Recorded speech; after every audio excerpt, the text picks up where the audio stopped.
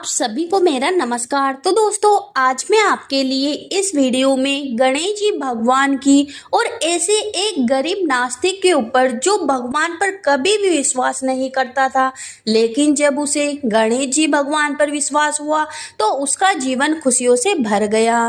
तो प्रेम से बोलिए गणेश जी भगवान की जय हो।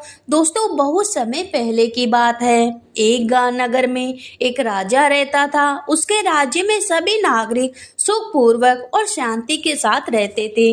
अब राजा को अपनी प्रजा को लेकर कोई चिंता नहीं थी, इसलिए एक दिन उन्होंने मन में शिकार करने का योजना बनाई। अगले दिन राजा अपने कुछ भरोसेमंद सैनिकों के साथ जंगल में रवाना हुए। वन में घूमने के उपरांत राजा को बहुत जोरों की प्यास लग रही थी।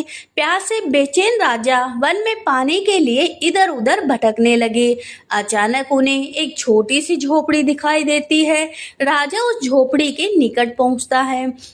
उस घर में एक गरीब नास्तिक रहता था जो कभी भी किसी भी भगवान पर विश्वास नहीं रखता था। राजा उस गरीब से पानी मांगता है। गरीब आदमी राजा को पानी पिला देता है। प्यास मिटने के बाद राजा उस गरीब से कहते हैं कि आज तुमने मेरी जान बचाई है। तुम्हें कभी भी कुछ भी चाहिए हो तो तुम मेरे राजमहल आना और कुछ भी मांग लेना, मैं तुम्हें कभी मना नहीं करूँगा। राजा ने कहा, पर मैं तुम्हें पहचानूंगा कैसे मित्र?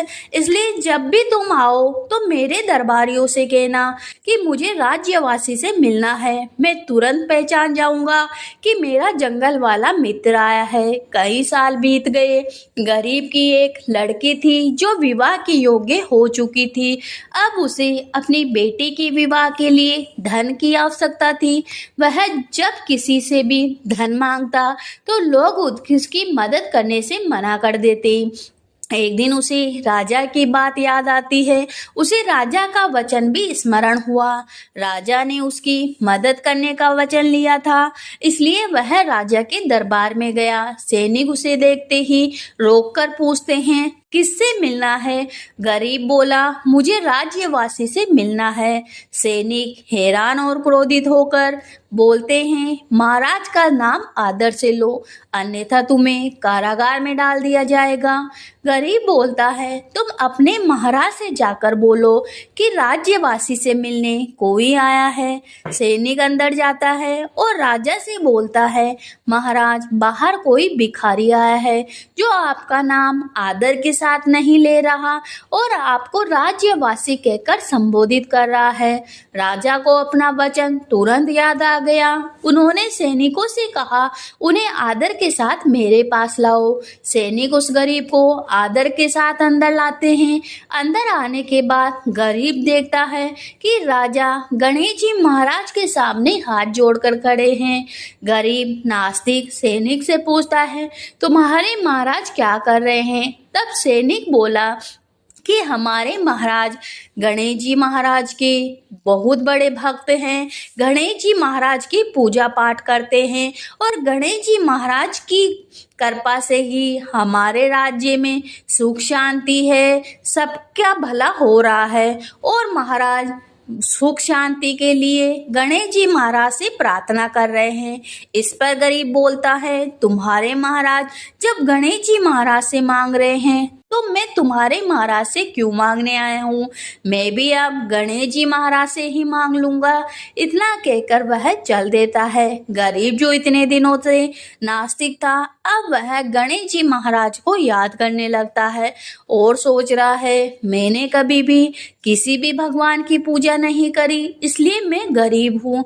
और फिर वह गणेश जी महाराज के मंदिरों में घूमने लगता है। वापस आते वक्त वह थक जाता है और निराश मन के साथ बैठ जाता है।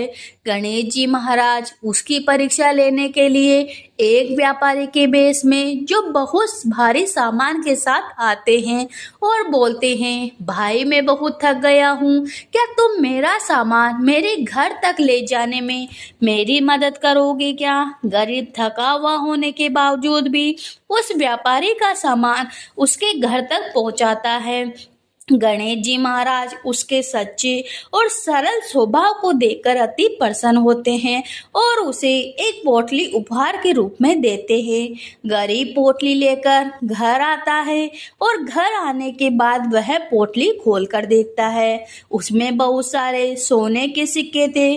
फिर क्या था, गरीब अपनी बेटी की शादी बड़े धूमधाम के साथ करता है और इस प्रकार गरीब धरती पर सुखों को भोगता है और अंत में उसे स्वर्ग की प्राप्ति होती है। हे गणेश जी महाराज, जैसे उस गरीब को आपने श्रद्धा जताई, वैसे ही अपने सभी भक्तों पर कृपा बनाए रखना। कहानी सुनने वाले, हुकारा भरने वाले सभी की मनोकामना पूरी करना, सभी पे अपना आशीर्वाद बनाए रखना। तो प्रेम से बोलिए गणेश जी भगवान की जय हो।